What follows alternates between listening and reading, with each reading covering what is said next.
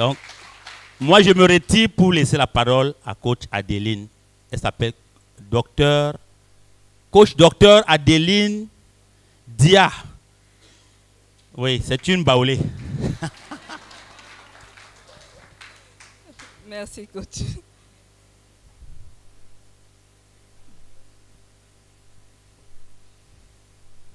Donc, bonsoir.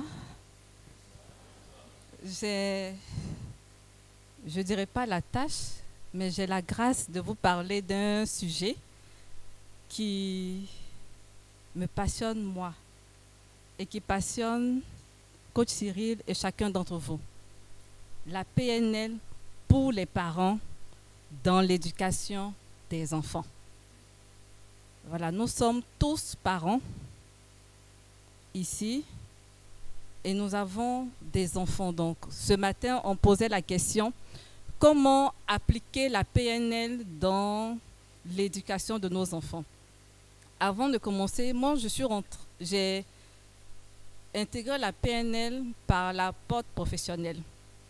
J'avais des défis professionnels et je cherchais des clés pour ouvrir certaines portes. Je vais prendre la métaphore de coach Cyril.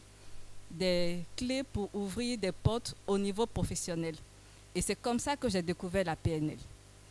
Et quand j'ai commencé ma formation de PNL, je me suis rendu compte que la PNL, en plus d'ouvrir les portes au niveau professionnel, permettait également d'ouvrir les portes au niveau relationnel, au niveau familial et au niveau spirituel. Donc, c'est pour dire que la PNL, c'est vraiment un tout qui nous permet de nous améliorer dans tous les domaines de nos activités. Donc, aujourd'hui, je vais parler de la PNL pour nos enfants.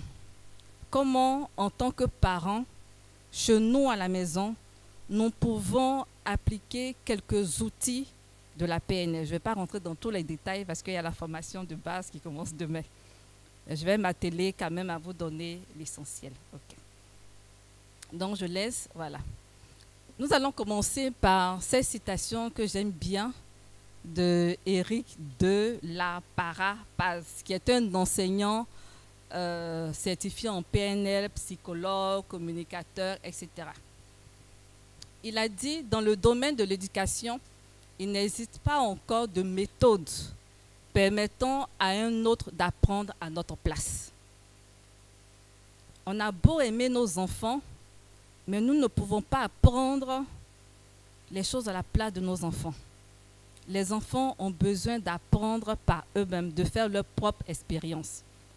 Il dit que c'est un processus intérieur, individuel, qui nous concerne tous. Si nous voulons donc éduquer nos enfants, c'est à nous de stimuler leur apprentissage. Bien conscient que pour enseigner quelque chose, il faut d'abord l'avoir appris. On ne donne que ce qu'on a. Un parent ne peut donner que ce qu'il a. Donc la question que nous devons nous poser, qu'avons-nous? Qu'est-ce que j'ai dans mon sac que je souhaite transmettre à mes enfants? Et généralement, on se pose la question, mais où va le monde de demain? Je souhaiterais qu'on se pose la question, quels sont les enfants que nous allons laisser à ce monde?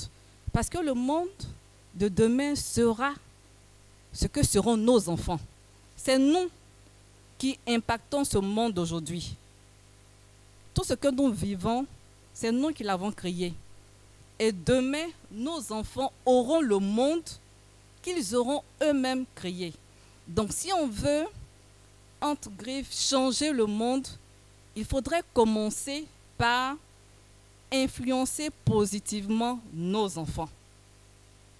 Et pour pouvoir influencer positivement nos enfants, on doit commencer à travailler sur nous-mêmes.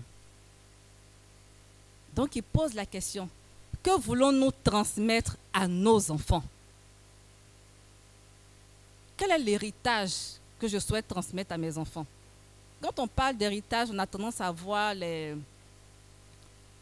biens matériels, tout et tout. Mais ce n'est pas cela l'héritage. L'héritage, c'est ce qui va transformer ton enfant, l'aider à devenir meilleur. Parce qu'on a vu des parents qui ont laissé de l'argent, des biens matériels, et l'enfant a dilapidé en moins d'un an, 2 ans.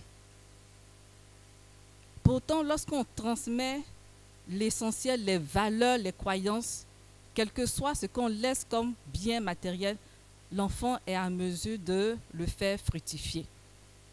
Et la deuxième question qui nous pose, qu'avons-nous nous-mêmes appris?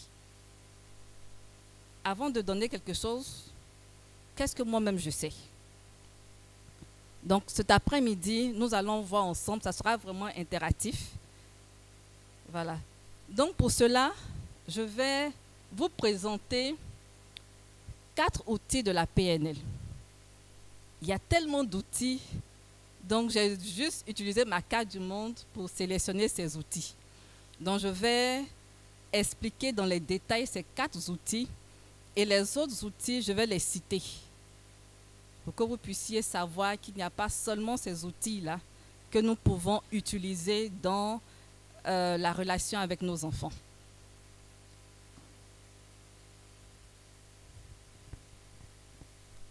J'aime bien cette citation d'Albert Einstein. Après, on verra l'histoire d'Albert.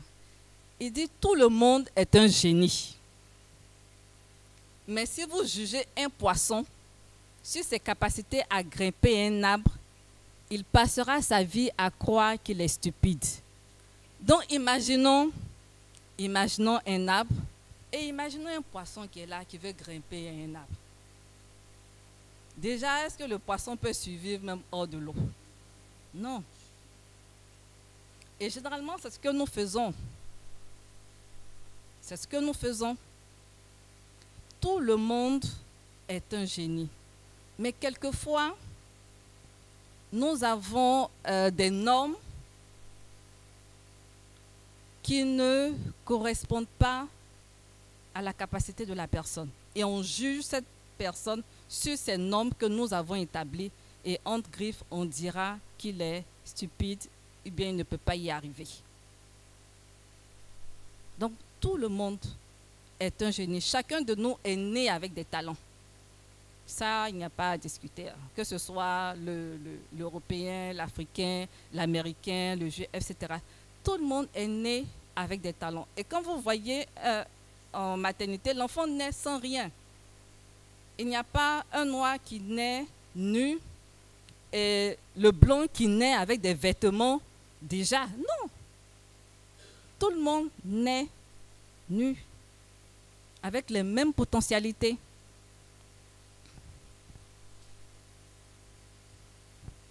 Donc je vais juste rappeler, parce que coach Cyril a longuement parlé de la PNL. Mais j'ai juste pris quelques définitions que j'aime bien. La PNL, c'est l'étude de ce qui fonctionne bien. La programmation neurolinguistique est l'étude de ce qui fonctionne bien. Parce que c'est par l'observation des personnes qui excellaient dans leur domaine qu'est née la PNL. Il y a 2 chercheurs qui se sont posé la question, mais comment font ces personnes-là pour réussir dans leur domaine? Et ils ont décidé de les étudier et ils ont fait ressortir des éléments communs. Et c'est comme ça que la PNL est née. Donc la PNL regarde dans nos habitudes, dans nos activités, dans nos croyances, qu'est-ce qui fonctionne bien. Et la PNL nous aide à le modéliser. Ensuite, la PNL est l'étude des schémas de pensée, de comportement et de langage. Ce matin, coach Cyril a présenté l'index de computation. Et il a montré le lien entre nos comportements, nos pensées et nos émotions. Donc la PNL nous aide à comprendre ce qui se passe dans nos pensées, qui va entraîner ces émotions et qui va impacter les actions que nous posons. Voilà, donc c'est juste un bref rappel. Et l'objectif de la PNL est de provoquer l'envie d'apprendre par le meilleur apprentissage possible. C'est ça l'objectif. Et en PNL, nous avons 4 piliers, 3 piliers plus 1. Voilà. Le premier pilier, c'est un objectif. Il faudrait qu'on se pose les bonnes questions. Qu'est-ce que je veux? Dans la situation que je vis. C'est vrai que j'ai du mal à avoir du boulot, j'ai des difficultés avec mes enfants ne réussissent pas à l'école, ok.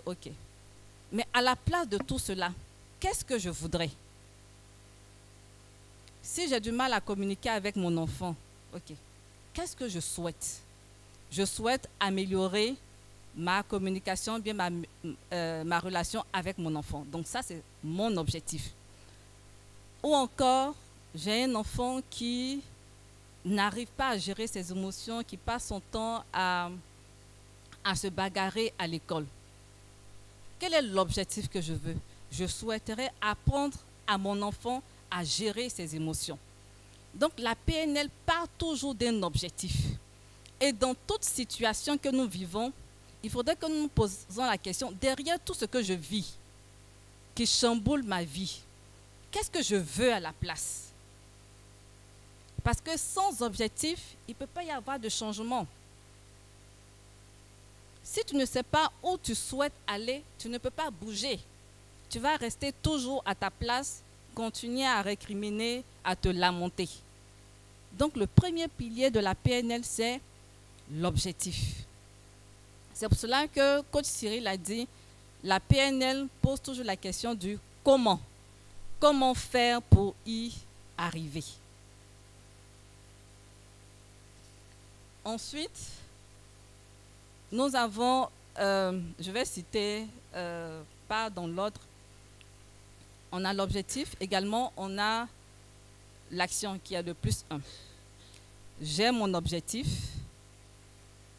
qui est là. Je suis à un état présent et je souhaite atteindre un objectif qui est mon état désiré.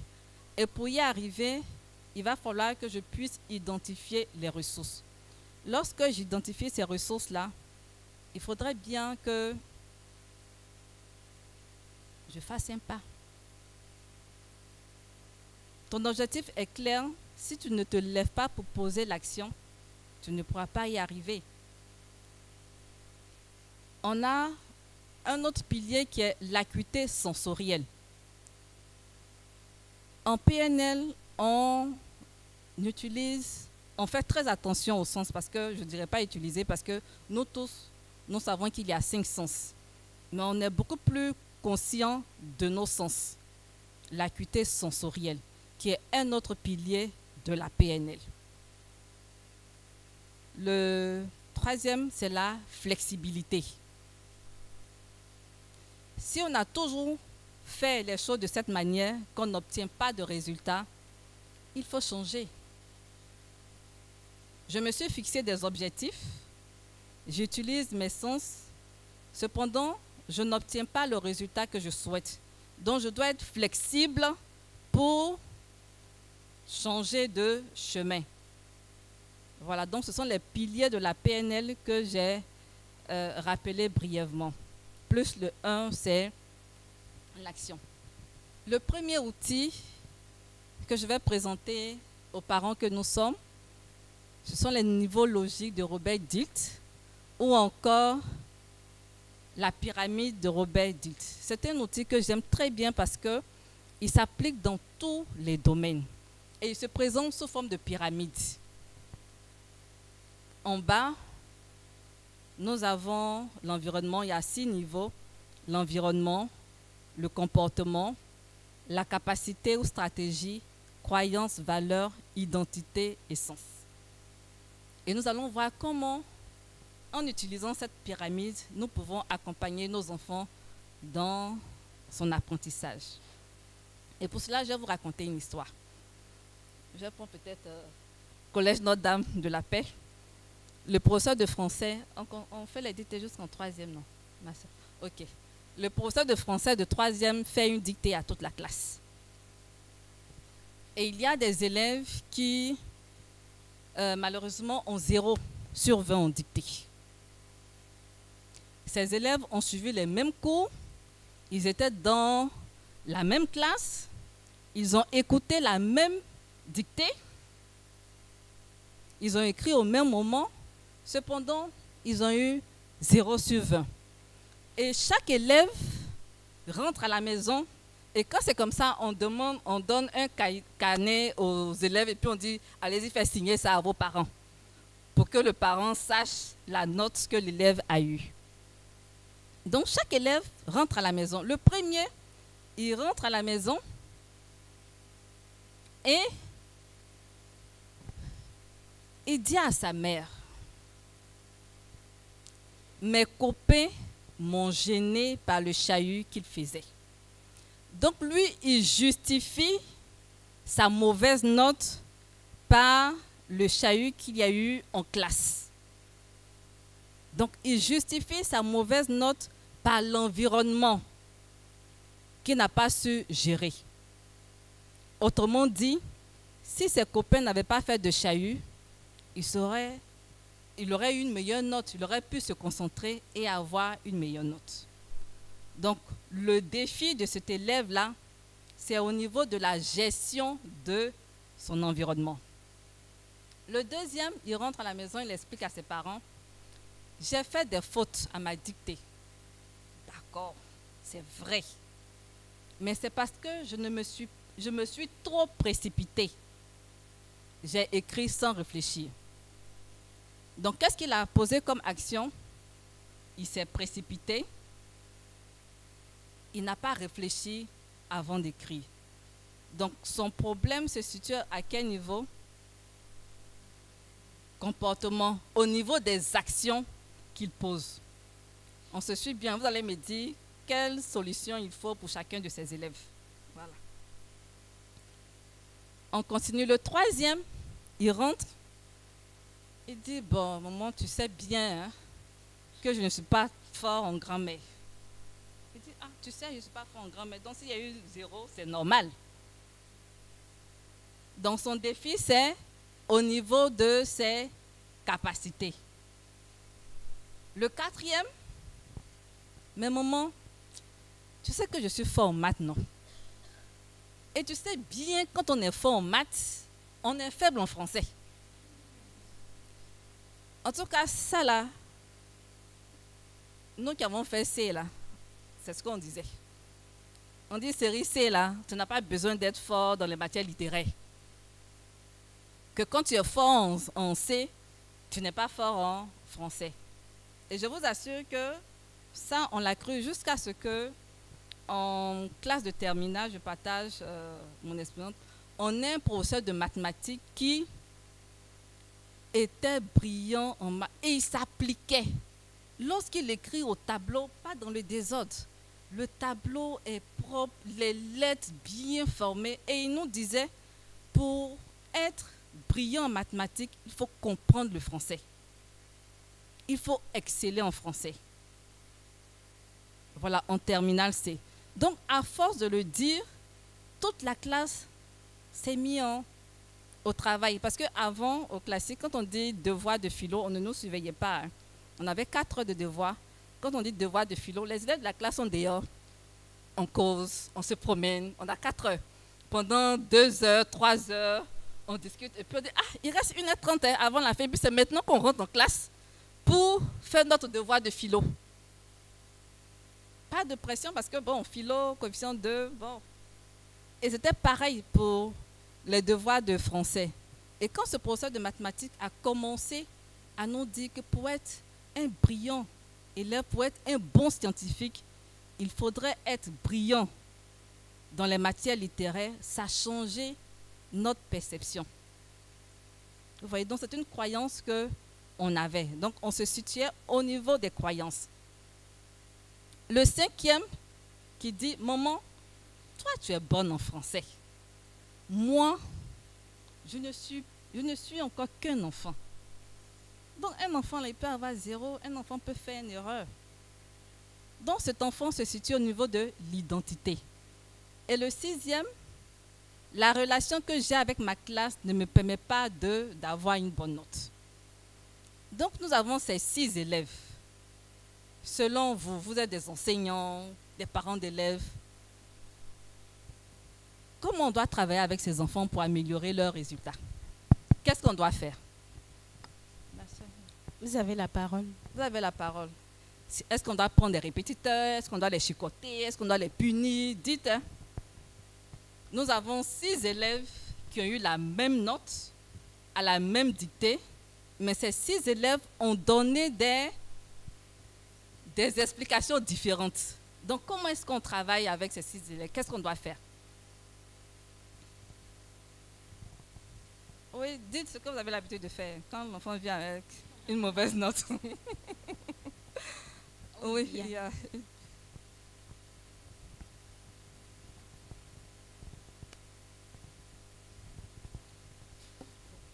Avec tout ce qu'on a entendu depuis ce matin, je pense qu'il faut gérer chaque élève dans son individualité. Parce que chacun a donné une raison qui est différente de l'autre. Donc, en fonction des raisons que chaque élève a données, il faut analyser ces raisons-là, voir à quel niveau est-ce que ça se situe, si c'est un manque de confiance en soi, si c'est une mauvaise pensée, une mauvaise croyance, et puis essayer déjà de casser cette mauvaise croyance-là, quand c'est le cas d'une mauvaise croyance, pour emmener l'élève ensuite, je dis, à passer cette limite-là et avoir de meilleurs résultats. Ok, merci maman. Maintenant, de manière pratique, vous pouvez donner le nom de votre petit Boutchou, votre enfant, son prénom. Ça dépend duquel. Bon, celui dont je prends le cas, Paul Eliori. Paul Eliori. Paul Eliori vient avec une mauvaise note et puis dit, maman, tu sais, toi tu étais brillante à l'école, mais moi je ne suis qu'un enfant. Donc de manière pratique, là, comment tu vas aider Paul Eliori? Bon, déjà je vais lui dire que il n'a pas toutes les limites qu'il a, ce sont les limites qui se fixent. Que déjà Dieu nous crée tous égaux et tous les enfants naissent intelligents et brillants. Et qu'après tout dépend de... bon, j'ai déjà en fait l'exercice avec le fils en question. Et donc je lui ai dit, tu vois par exemple un enfant quand il est bébé, il ne parle pas. Il dit non. Je dis mais après, l'enfant apprend à parler, il commence à faire les babillements et après il arrive à parler correctement. Et que c'est pareil. Tout ce qu'on a comme capacité et talent, c'est enfoui en nous. Et il suffit juste d'exercer par le travail. Tu as de mauvaises notes par exemple en dictée, il faut juste exercer en dictée. Il faut lire plus souvent. Il faut faire attention quand tu lis les mots que tu rencontres et dont tu ne connais pas la signification. Et c'est ce que je fais faire. Tu vas chercher dans le dictionnaire, pas sur Google. Tu vas chercher dans ton dictionnaire pour comprendre déjà le mot. Une fois que tu as compris le mot, tu essaies de traduire avec tes propres mots parce que le dictionnaire dit, parce que parfois c'est compliqué. Donc comprendre le mot, pouvoir définir le mot avec ses propres termes et faire attention à l'orthographe du mot. Okay. Merci maman. Qui ont donné 6 raisons différentes. Comment est-ce qu'on peut travailler avec chacun de ces enfants? D'accord, bonsoir à tous. Bonsoir mes soeurs. Moi, dans mon cas, c'était ma fille qui avait une de ces attitudes. Franchement, n'ayant pas encore épousé l'esprit PNL, je vais commencer à crier. En tout cas, je vais manifester. En tout cas, à qui tu parles comme ça? Pourquoi tu dis ça? Franchement, c'est comme ça que je vais réagir. Mais avec les prémices de ce qu'on est en train de saisir maintenant, là, je vais faire comme ma directrice, je vais me calmer. Je vais me calmer et puis essayer de comprendre. Parce que déjà, un enfant qui dit, par exemple, maman, toi, tu étais déjà intelligente, déjà, il est défaitiste. Il se dit peut-être que lui, bon, il ne peut pas faire mieux. Donc, je vais vraiment essayer de comprendre et puis, calmement, lui dire non, c'est pas fort, c'est pas comme ça. Tu peux mieux faire. Essaye de le raisonner. Voilà, merci. Merci, maman. Donc, nous comprenons que chaque enfant se situe à un niveau précis de la pyramide.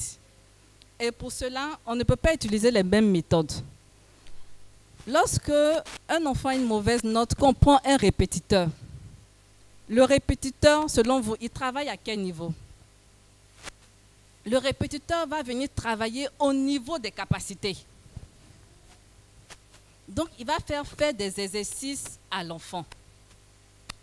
Donc, si la problématique de l'enfant se trouve au niveau des croyances ou au niveau de l'identité, au niveau du sens, les exercices intempestifs, excusez-moi, parce que l'enfant ne sort plus, interdiction de jouer, tout et tout, il faut réviser, il faut lire, il faut faire des dictées, ne vont pas résoudre le problème de l'enfant. Donc, pour chaque situation, il faudrait savoir à quel niveau de la pyramide se situe le besoin de mon enfant. Au niveau de l'environnement, on peut aider l'enfant à changer simplement d'environnement. Ou bien, on peut travailler sur son comportement. Étant donné qu'il y a du chahut, comment aider l'enfant à gérer le chahut qu'il y a en classe? Parce que l'enfant peut maîtriser les règles d'orthographe, de grammaire. Cependant, il ne sait pas comment gérer son environnement.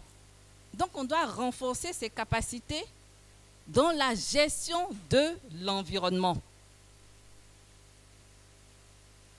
Quand c'est une croyance limitante, on doit accompagner l'enfant à transformer ses croyances limitantes en croyances soutenantes. Et cela, le répétiteur n'est pas habilité à le faire. Donc, c'est à nous, parents, de déceler la problématique de l'enfant et de savoir comment orienter notre accompagnement.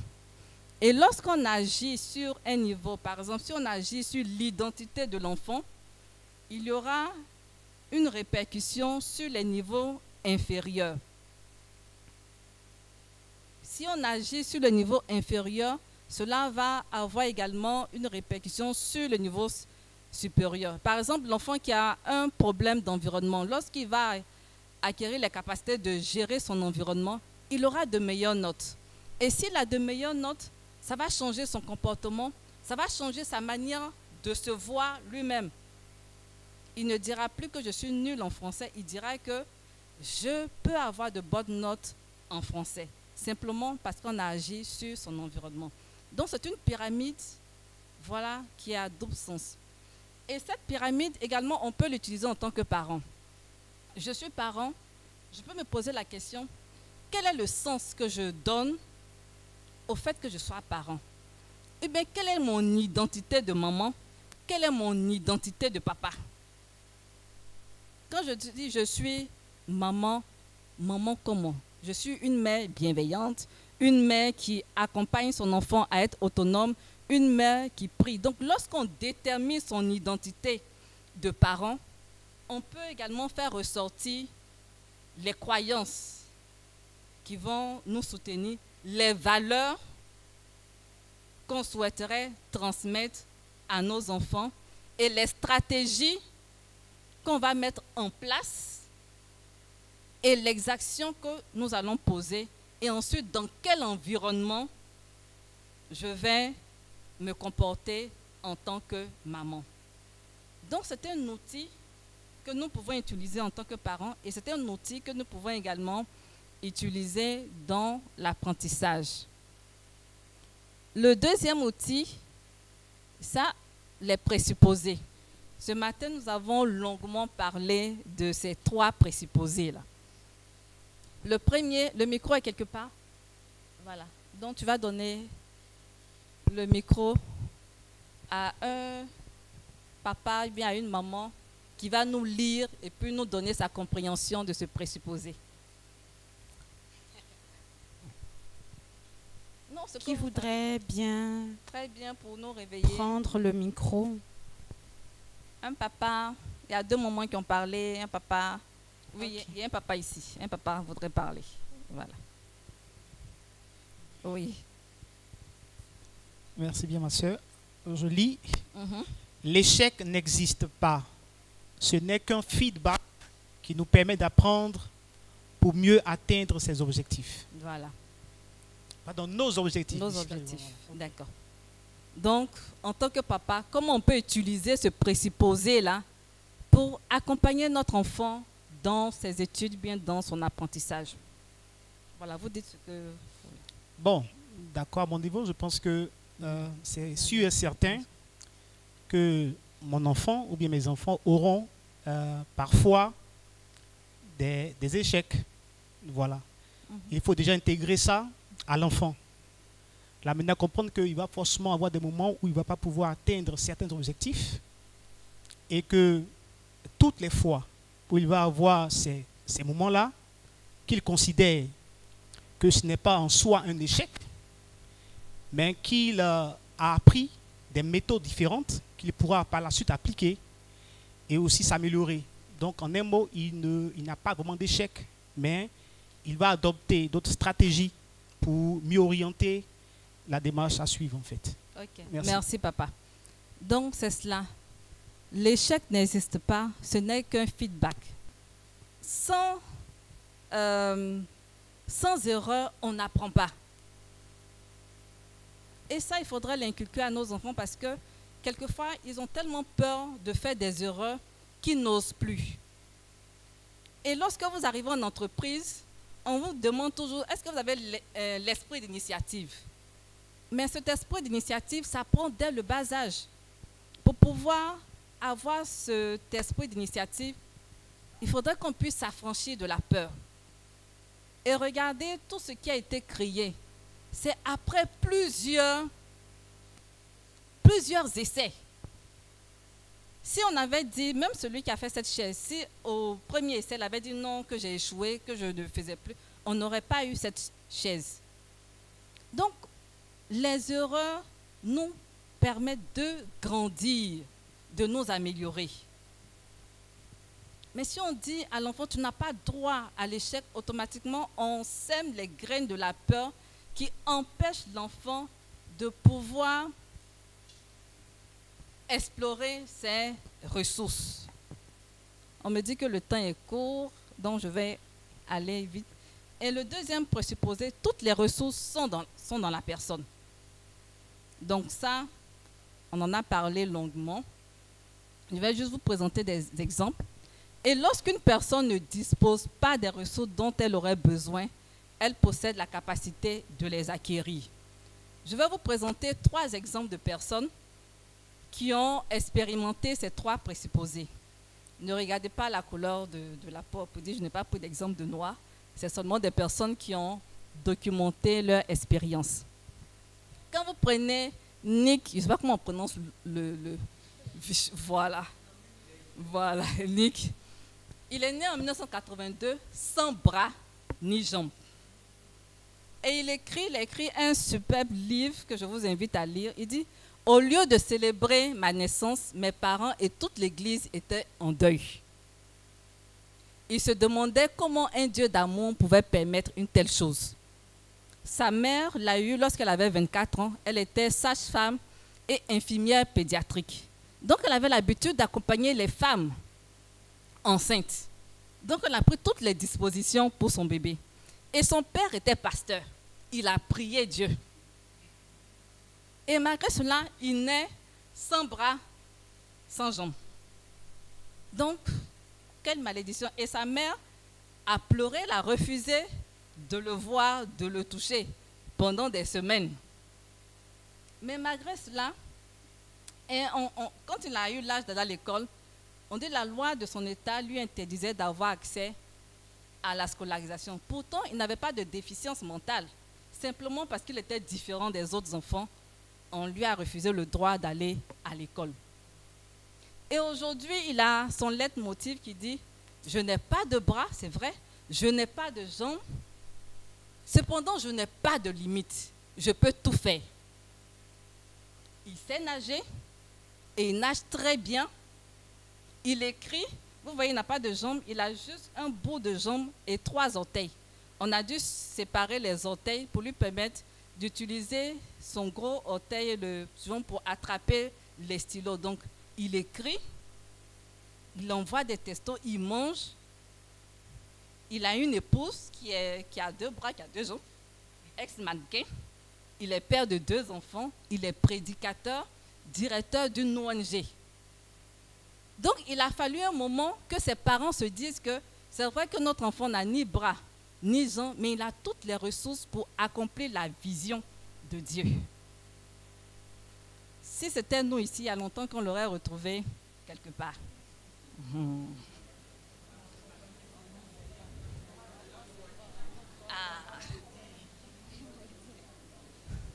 Ce deuxième exemple, je ne sais pas si vous avez entendu parler, il y a une ONG qui porte son nom, Helen Keller. À l'âge de 19 mois, elle est née bien portante. À l'âge de 19 mois, elle a contracté une maladie qui malheureusement la prive de vue et d'ouïe. Donc, ce qui fait qu'elle ne pouvait pas s'exprimer. Cependant, elle est devenue la première personne sourde à obtenir un diplôme universitaire en Amérique. Elle est une célèbre conférencière et écrivaine américaine. Elle a vraiment milité pour les droits des femmes. Et c'est grâce à une dame, Annie Sullivan, qui l'a aidée, qui lui a dit, c'est vrai que tu es sourde, tu es muette, mais tu peux communiquer. Donc, un enfant qui est sourd, un enfant qui est muet, a toutes les ressources pour devenir une personne célèbre. Le troisième personnage que vous connaissez très bien, Albert Einstein. Le jour où j'ai lu son histoire, j'ai souri parce que lui, il a été renvoyé de l'école. On disait qu'il était attardé. Simplement parce qu'il n'arrivait pas à se conformer aux règles de l'école. On lui demandait de réciter. Lui, il était dans les pensées en train de réfléchir, cogiter. On dit, apprends les leçon, viens réciter. Albert n'arrivait pas à rentrer dans ce moule-là. Donc ça exaspérait ses enseignants, ils l'ont renvoyé de l'école. Cependant, ses parents ont dit, c'est vrai que tu as été renvoyé, ils ont même écrit qu'il était attardé, on ne peut plus rien faire pour lui. Mais ses parents ont cru qu'il avait du potentiel. Et aujourd'hui, grâce à lui, on bénéficie des fruits de ses inventions, notamment le GPS. Donc vous voyez que chacun de nous a des ressources, même les enfants qui sont, Marie-Pierre, comment on les appelle les enfants en situation de handicap, ils ont également des ressources. Et Albert Einstein a écrit, la folie c'est de faire tout le temps la même chose et de s'attendre à un résultat différent. Nous crions, nous punissons, tous les jours ça ne change pas, donc il faut se poser pour dire, cette méthode-là, on dirait qu'elle ne marche pas. Je vais essayer une autre méthode. Sinon, c'est de la folie. Tu fais toujours la même chose, puis tu veux voir un résultat différent. Ce n'est pas possible. Je suis obligée d'aller vite, on me regarde derrière. Maintenant, pour faire quelque chose de différent, on a mangé du tchèp à midi, non? On va manger quelque chose. Comment on appelle ça? Du sandwich. Vous vous posez la question, qu'est-ce qu'un sandwich vient faire en PNL? En PNL, on mange beaucoup de sandwichs. Qui veut me décrire le sandwich? Qui veut me décrire un sandwich? Non, ce que vous voyez là, dites. Un sandwich est composé de quoi? Qui veut? J'entends oignon, j'entends tomate, mais qui veut prendre la responsabilité de décrire? Ah, les mamans et les papas. Oui, il y a un papa, voilà. Il y a un papa qui est... C'est où? Oui, en face là. Qui veut nous décrire son sandwich, qu'il aime bien.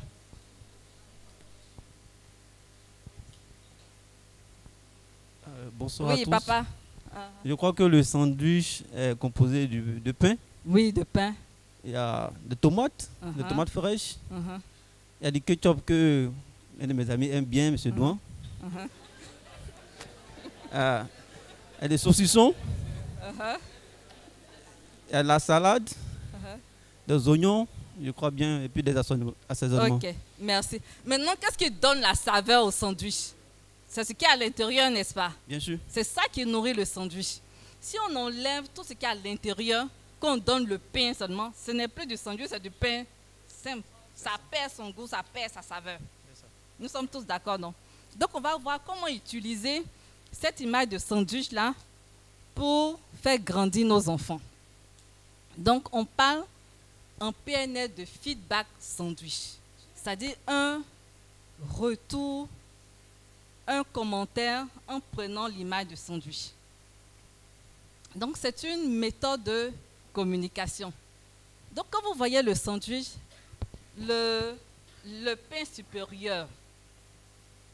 supérieur nous permet de donner un commentaire positif, une reconnaissance. C'est-à-dire qu'on veut nourrir notre enfant pour qu'il s'améliore. Donc, on commence par faire ressortir quelque chose qu'il a fait de bien. Et ensuite, le milieu, c'est le milieu qui va le nourrir, qui va l'aider à devenir meilleur. Donc, le milieu, c'est le point que vous souhaitez améliorer ou corriger. Et ensuite, le pain inférieur, c'est également un commentaire positif ou un encouragement. Parce que pour qu'on puisse attraper le sandwich, il faut le pain supérieur et le pain inférieur. Sans ça, on ne peut pas attraper le sandwich. Donc, si vous voulez aider votre enfant à s'améliorer, que vous donnez juste la tomate, le ketchup, la moutarde, l'enfant, comment il va prendre ça pour se nourrir? Il va se salir. Et bien, il va dire, je ne mange pas. Donc, votre commentaire, eh bien, ce que vous souhaitez améliorer chez l'enfant ne pourra pas passer. Ou bien, si vous passez tout votre temps à donner que des aspects positifs, ça devient du pain sec. Il faudrait qu'on puisse nourrir notre enfant. Donc, chaque fois qu'on doit faire une remarque, qu'on doit faire une critique en vue de faire grandir notre enfant, on doit avoir cette image-là en tête. Je veux nourrir mon enfant. Je veux l'aider à s'améliorer. Donc, je pense au sandwich. Partie supérieure du pain, je fais ressortir un côté positif. Ensuite, au milieu, ce que je souhaite améliorer. Et en bas, un point positif. Quand l'enfant prend ça, il le mange à pleines dents. Il est nourri et vous dit merci, il avance. Donc, c'est comme ça qu'on peut nourrir notre enfant en faisant des commentaires. Quand on crie, ça ne change pas. Quand on passe à dire des paroles limitantes, du genre tu es comme ça, tu ne vas jamais réussir. J'ai beau parler, tu ne changes pas. Tu ne peux pas réussir. Nous sommes en train de semer quelque chose qui n'est pas très bon dans la vie de nos enfants.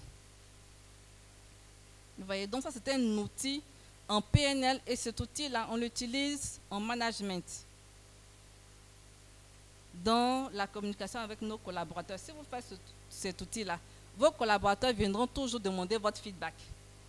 Ah, chef, eh bien, patronne, que pensez-vous de mon travail? Parce qu'ils savent que quand ils vont sortir de votre bureau, ils seront nourris.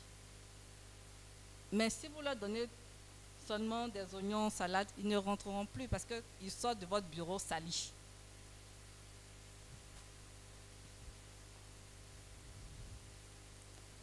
Maintenant, l'un des outils, c'est l'intelligence. Il y a un auteur, un psychologue américain qui a dit qu'il n'existe pas une seule intelligence, mais des intelligences multiples. Ça, il faudrait qu'on ait ça à l'esprit lorsque nous avons des élèves ou des enfants. Les enfants ne sont pas identiques. La preuve, nos empreintes, même quand nous sommes de vrais jumeaux, on n'a pas les mêmes empreintes. Cependant, on a tendance à toujours comparer nos enfants. Fais comme ton frère. Pourquoi tu es différent de ton frère? Pourquoi tu es différent de ta soeur? Mais ta soeur fait mieux que... Chaque enfant a sa destinée. Donc, traite ton enfant comme s'il était déjà ce que tu désires qu'il soit. Donc, la question qu'on doit se poser, c'est vrai que mon enfant est comme ça, mais qu'est-ce que je désire qu'il soit? Qui je désire qu'il soit? Tu écris. Si tu désires qu'il soit un enfant brillant, un enfant respectueux, un enfant autonome, commence par le traiter comme s'il était déjà comme cela. Tu vas voir qu'au fur et à mesure, il deviendra cette personne. C'est pour ça que je dis toujours, il faut se poser les bonnes questions. J'ai cette situation, qu'est-ce que je veux à la place? Et en fonction de cela, je mets les stratégies et les actions pour y arriver. Donc, traite, et ça, je sais que Eric l'a dit, Sainte Thérèse de l'Enfant Jésus l'a dit, parce que la première fois que j'ai entendu cette citation, ça venait de la biographie de Sainte Thérèse de l'Enfant Jésus que j'ai lue. Donc, traite, et Goethe également l'a fait ressortir. Donc, traite ton enfant comme s'il était déjà ce que tu désires qu'il soit, et il sera cette personne. Donc, celui qui a parlé de l'intelligence multiple, c'est un psychologue. Il dit que chaque personne possède plusieurs types d'intelligence. Donc, notre responsabilité de parents, c'est de pouvoir identifier l'intelligence, mais les intelligences qu'ont nos enfants. Et en fonction de cela, les mettre dans le secteur où ils pourront exceller. Pour ne pas qu'on demande à notre enfant qui est un poisson de grimper un arbre. Donc, je vais juste rappeler, il y a 9. L'intelligence linguistique, logico-mathématique, spatiale, musicale, kinesthésique. Linguistique, c'est la capacité de bien utiliser des mots. Donc, si vous remarquez bien, il y a des enfants de 3 ans, 4 ans qui s'expriment correctement, clairement, qu'ils arrivent à poser des questions et qui répondent clairement à vos questions. Déjà, si vous observez bien, vous allez voir que cet enfant-là a une aptitude à lire. Cet enfant déjà a cette intelligence linguistique. Il y a d'autres, c'est la capacité à raisonner, à cultiver, à faire des mathématiques. D'autres, c'est la capacité de percevoir de façon visuelle et spatiale l'environnement. Ça, c'est une forme d'intelligence. Et la musique, on dit qu'il faut avoir l'oreille musicale. Nous autres, on a fait 5 ans dans chorale, on est sortis. Parce que franchement, on a beau écouter, on avait du mal à suivre. Donc, on a l'intelligence musicale. Et aussi kinesthésique, capacité qu'a le corps de résoudre des problèmes, de manipuler. Donc, les personnes qui ont ce type d'intelligence développée aiment fabriquer, créer avec leurs mains, avec leur corps. Ensuite, on a l'intelligence interpersonnelle, la capacité d'établir un lien facilement. C'est une forme également d'intelligence. L'intelligence intrapersonnelle, la capacité de développer sa connaissance de soi. L'intelligence naturelle, comprendre la nature, tout ce qui nous environne. Et l'intelligence spirituelle. Donc, vous voyez qu'on a différents types d'intelligence. Donc, il y a des enfants qui vont développer beaucoup plus ce type d'intelligence. Et c'est en fonction de cela, lorsque, en tant que parent, on arrive à identifier ce type d'intelligence, on pourra aisément orienter notre enfant. Maintenant, l'intelligence qui m'intéresse ce soir, c'est l'intelligence perceptive ou encore sensorielle. Nous avons 5 sens. L'ouïe, aidez-moi à me rappeler. L'odorat, la vue, le toucher, le goût. Merci. Donc, on va classer ça en 3 grands groupes. La vue visuelle, ensuite l'ouïe auditif et tout ce qui est goûter, toucher, sensation, donc kinesthésique. Donc, tout le monde, nos enfants, possèdent ces 3 types d'intelligence sensorielle. Cependant, il y a une forme d'intelligence qui va dominer. Donc, on a les 5 sens, hein, et il y a une forme d'intelligence qui va dominer parmi ces différents types. Donc, on dira soit l'enfant est visuel, soit il est auditif, ou bien il est kinesthésique, en fonction de l'intelligence qui domine. Donc, un enfant visuel, comme on le dit, il perçoit les informations beaucoup plus avec la vue. Donc, vous allez voir qu'il retient facilement lorsqu'on lui apprend par l'entremise des images et des couleurs. Un enfant visuel a besoin de voir. Il a besoin d'observer. Quand vous lui expliquez quelque chose, il faudrait qu'il puisse voir. Si c'est la cuisine, il faudrait que la jeune fille puisse voir sa maman faire la cuisine. Si c'est pour apprendre tout ce que l'enfant visuel doit apprendre, il a besoin de voir. Voilà, pour qu'il puisse intégrer l'information. L'enfant visuel a une mémoire photographique. Vous allez voir que l'écriture est bien lisible, orthographe est très bonne. Et l'enfant visuel aime lire. Les yeux se dirigent inconsciemment vers le haut, comme s'il regardait le ciel. J'ai juste pris quelques éléments, il y a d'autres. Et les enfants visuels peuvent s'asseoir, travailler dans le silence, sans faire de bruit. Ils sont très appliqués. L'enfant auditif, par contre, aime écouter attentivement et dialogue volontiers. Penche un peu la tête pour écouter parce que lui, c'est avec l'oreille qu'il écoute. Donc même lorsque vous lui parlez en tant que parent, peut-être vous avez votre enfant qui est en train de faire autre chose, mais il va pencher l'oreille, il va dire, maman dit, mais je te parle, tu ne m'écoutes pas. L'enfant dit, mais si maman, je t'écoute. Parce que pour lui, il écoute. Ses oreilles sont là. Mais la maman souhaiterait que l'enfant le regarde. Et l'enfant auditif a des idées très précises qu'il exprime aisément. Il apprend facilement si on lui explique les choses oralement. Pour ceux qui ont fait l'université, avant qu'on ne coupe les arbres, tout et tout, il y avait des étudiants qui étudiaient sous les chaînes. Et il y a d'autres qui ont leur cours, ils font les 100 pas et ils lisent le cours à haute voix. Ils ont besoin de lire le cours à haute voix pour pouvoir mémoriser. Si vous lui dites de se taire, il ne pourra pas. Il doit s'entendre parler. Donc, si vous avez deux enfants qui étudient ensemble, l'autre est visuel, l'autre est auditif, pendant que le visuel est assis dans le calme, dans le silence, en train d'étudier, l'autre fait du bruit, il dit, mais tais-toi, tu ne vois pas que ta soeur étudie sans faire du bruit, mais il a besoin de s'entendre, il a besoin qu'on lui parle pour mémoriser. Donc, à nous de savoir, et puis bon, le mettre quelque part pour qu'il puisse apprendre. Et l'enfant kinesthésique, lui, c'est les émotions, tout et tout, est très sensible, émotif et très affectueux. Lorsqu'il parle, il gesticule et bouge beaucoup les mains. Les enfants kinesthésiques, quand vous allez au supermarché avec eux, ils touchent à tout. Ils vont prendre ça, ils ont besoin de toucher. C'est comme ça qu'ils font l'expérience.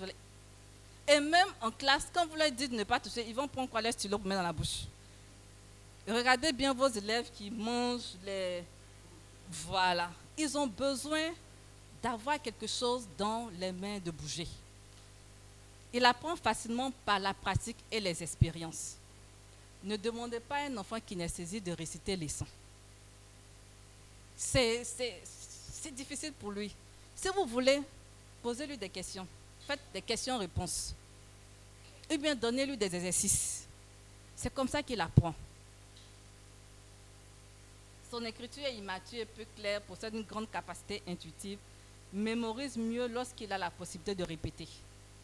Donc vous posez des questions, il répète, il donne les réponses, c'est comme ça qu'il retient.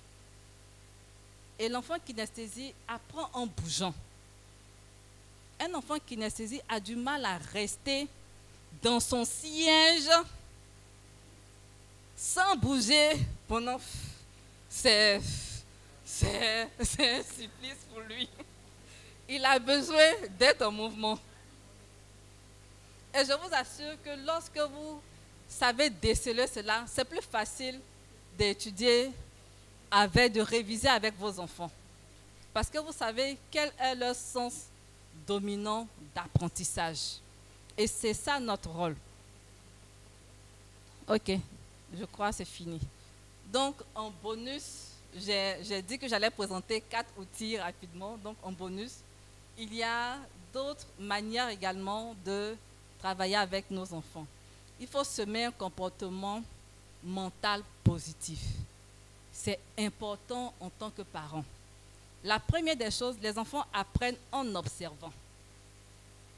C'est pour cela qu'il faut se poser la question, quand un enfant se comporte, un enfant a certaines valeurs, la première des questions, quelles sont moi mes valeurs et quelles sont les valeurs que je transmets de manière consciente ou bien de manière inconsciente.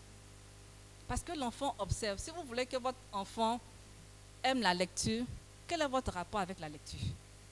S'il nous voit toujours avec le téléphone en main, on va beau lui dire la lecture est importante, tout et tout. Il ne voit pas papa lire, il ne voit pas maman lire. Et puis maman dit la lecture est importante. Vous voyez, les enfants apprennent par observer. Les enfants modélisent depuis le bas âge, c'est comme ça. Pour pouvoir marcher, l'enfant observe les adultes qui marchent et ils se lèvent, ils commencent à faire des pas. Donc, toujours se poser la question, qu'est-ce que je suis en train de montrer comme exemple? Et ensuite, quels sont les mots que je prononce? Et il faut réduire le nombre d'affirmations négatives sur eux-mêmes en les remplaçant par des affirmations positives. Et n'oublions pas que nos pensées déterminent l'image que nous avons de nous. Et je fais la liste d'autres outils de la PNL qui est l'ancrage de l'excellence. Pour les personnes qui seront avec nous demain, après-demain et vendredi, nous allons faire cet exercice-là. Comment ancrer l'excellence? Et ensuite, la visualisation. C'est important. Je vais juste partager un exemple que j'ai fait. J'aime bien faire ça avec mes enfants. En janvier, nouvel an, j'ai demandé à mon fils qu'est-ce qu'il voulait au niveau de l'école. Il m'a dit à la fin de l'année, il souhaiterait être récompensé. J'ai dit, bon, décris-moi. Donc, il a imaginé tout et tout. Et on a pris, j'ai pris un magazine, il a découpé l'image, tout et tout, et il a collé. Donc, quand il a fini de coller, je dis, vois-toi à la fin de l'année avec cette image. On a fait des exercices en janvier et ensuite, en cours d'année, avec mon boulot, tout et tout, je n'avais pas trop le temps d'étudier avec lui. Et le samedi, ils ont fait la remise des prix. Malheureusement, je n'ai pas pu y être parce qu'on avait formation de coach. Mais il a eu... C'est son instituteur qui m'a appelé pour me dire, mais il me voit pas. Je dis, pourquoi? Il dit, ah, monsieur, il y a une bonne nouvelle. Il dit, oui, il y a une bonne nouvelle. Puis, maman, il dira, tu n'es pas là. J'ai dit, oh, j'ai du boulot. Donc, ce qu'il avait imaginé, il a découpé l'image, il a collé. C'est ce qui est arrivé parce que chaque fois qu'il travaillait, je lui disais toujours, rappelle-toi l'image. Rappelle-toi ce que tu veux obtenir à la fin de l'année. Donc, l'exercice de visualisation est très important parce que l'enfant a un objectif, il sait. Et en visualisant, on donne, comment je veux dire, des instructions à notre cerveau de nous donner le chemin qu'on doit emprunter pour y arriver. Et ensuite, la métaphore. La métaphore, vous savez ce que c'est? Nos parents utilisaient la métaphore pour nous enseigner. Les contes, les histoires, les images. La métaphore permet à l'enfant d'être créatif, d'imaginer.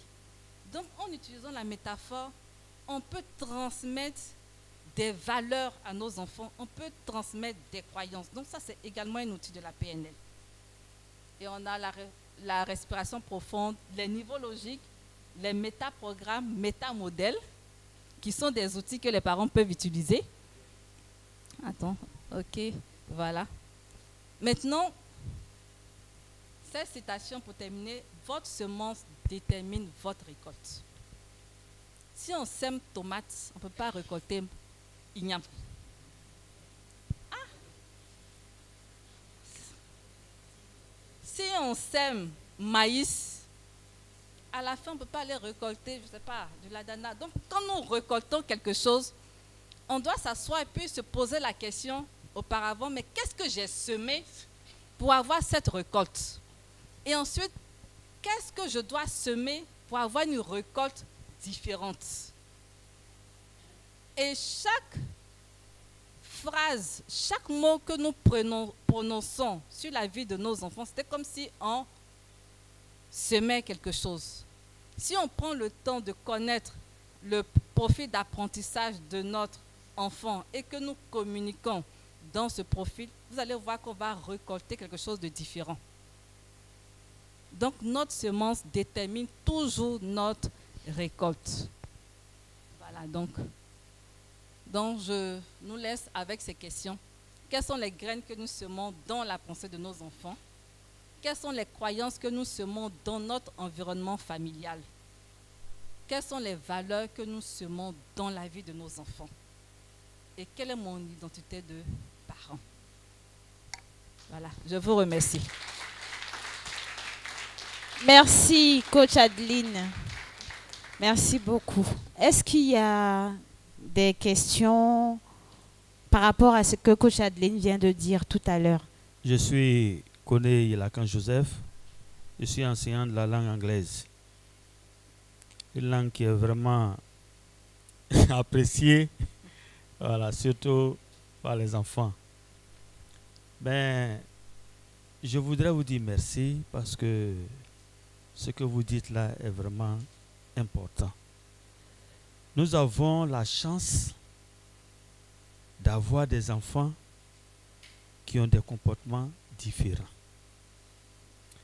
Et surtout quand ils viennent et que ils rencontrent cette langue pour la première fois, beaucoup ont envie de découvrir ce qu'il y a à l'intérieur. Mais avec les années qui passent, on se rend compte que certains la trouvent difficile et donc ils ne s'intéressent plus. Et quand on les retrouve quelques années plus tard, surtout au second cycle, cela nous donne l'impression que nous avons perdu le temps depuis déjà le premier cycle à leur inculquer ces valeurs. Mais vous avez dit quelque chose aussi qui est véritablement important. Les sens. Et nous avons des enfants qui apprennent vite, tel que vous le dites. Si c'est le sens de la vue qui est développé, en ce moment l'enfant a appris déjà, peut-être avec les parents, à lire. Mais au cas où celui qui n'aime pas lire, parce que lui c'est l'écoute ou bien c'est le toucher, mais dès l'instant où ils sont ensemble, quelle est la stratégie que l'enseignant peut mettre en place pour pouvoir apprendre au même niveau d'information pour tous ces enfants qui ont des comportements différents?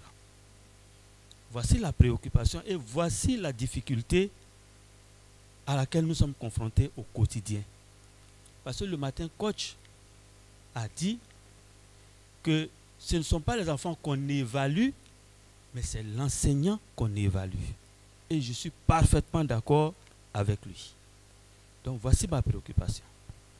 Merci. Merci, papa. Je vais prendre un exemple pratique sur, par exemple, la lecture. La lecture. J'ai une de mes nièces qui est très, très, très visuelle. Voilà. Par contre, mon fils, lui, est kinesthésique. Bouge, bouge, bouge. Elle, chaque fois que je vais à la librairie, tata, j'ai besoin de tel livre, donc j'achète le livre, elle lit tout et tout. Maintenant, comment inculquer la lecture à mon fils? Moi, j'aime lire. J'ai la maison qui est remplie de livres. Donc, je lis devant lui. Il me voit en train de lire. Et ensuite, nous lisons ensemble. Nous lisons ensemble. Qu'est-ce que je fais? Son livre, généralement, il dit, maman, tu lis cette partie, je lis cette partie. Donc, il lit une partie, je lis une autre partie. Ensuite, on explique qu'est-ce que tu as compris, tout et tout. Et c'est comme ça qu'on fait pour lire, que ce soit la Bible pour enfants, tous ces livres. C'est comme un jeu. Donc, ça devient un moment pour nous. Donc, quand on commence, chaque jour, on a des pages. Et ce qui fait que quand je ne suis pas là, comme il a eu l'habitude de faire ce jeu-là, il le fait. Et c'est pareil pour l'anglais. Et même son professeur d'anglais, à l'école, mais ils font l'anglais, il m'a dit qu'il a des aptitudes. Il faudrait à la maison, quand on parle anglais, il dit, professeur, ça aussi anglais, là, c'est un problème pour moi. Mais pour lui, je vais faire. Donc, on essaie de faire cet exercice-là. Parce que le kinesthésique apprend par l'expérience. Il faudrait qu'il l'expérimente seul ou avec quelqu'un d'autre. Et le kinesthésique a besoin d'avoir une relation avec son enseignant. Il faudrait qu'il se sente bien avec son enseignant. Et comme moi je le sais, chaque année, je cherche à connaître les enseignants de mon fils pour voir comment ils sont et quelle est la relation que l'enfant a avec l'enseignant. Parce que je sais que si l'enfant a peur de son enseignant, c'est fini. Il aura du mal à apprendre. Donc, je cherche à connaître l'enseignant, voir quelles sont les attentes de l'enseignant et j'essaie d'adapter avec lui. Donc, quand vous avez des élèves, surtout l'anglais, pour les visuels, prenez des schémas. Quand vous voulez apprendre, par exemple, les fruits, pour le visuel, si le visuel voit le fruit, tout et tout, il apprend. L'auditif, il suffit d'expliquer. Et l'auditif, même quand on explique, il faut faire attention à la voix. Parce qu'à travers votre voix, l'auditif perçoit les émotions. Donc, quand vous avez une voix qui est monocorde, ça, voilà, il s'ennuie. Donc, il faut savoir mettre de l'émotion, mettre de la joie dans l'explication que vous donnez. Maintenant, le kinesthésique, c'est par des jeux, par des expériences. Et il doit bouger. Donc, en tant qu'enseignant, quand vous avez une classe, que vous arrivez à déceler les différents modes, le même message, vous le passez différemment. Parce qu'on a vu des enseignants qui sont auditifs, donc ils mettent l'accent sur eux, leur mode auditif. Donc, les élèves auditifs, ils sont à l'aise. Par contre, les autres ont du mal à suivre. Et les élèves auditifs, quand ils sont en classe, quand ils ont bien compris, à la maison, ils n'ont pas besoin d'étudier. Voilà, j'ai mon frère aîné qui était auditif. On vient de l'école, lui, il n'étudie pas. Mais il était toujours brillant. Par contre, nous, on a besoin de faire des... Non, parce que lorsqu'il a suivi, lorsqu'il a compris le cours, c'est OK. Et c'est pour cela que le projet PNL à l'école est intéressant parce qu'on va outiller les enseignants, outiller les parents et outiller les enfants pour que nous parlions tous le même langage. Les enseignants vont faire des ateliers PNL à l'école et les parents pourront poursuivre cela à la maison pour aider l'enfant à intégrer ces notions pour avancer. Parce que l'objectif de la PNL, c'est de nous aider à être autonomes dans notre apprentissage, à pouvoir atteindre nos objectifs et à pouvoir développer nos ressources pour répondre à notre mission de vie. Voilà. Merci beaucoup, papa. Merci, coach Adeline.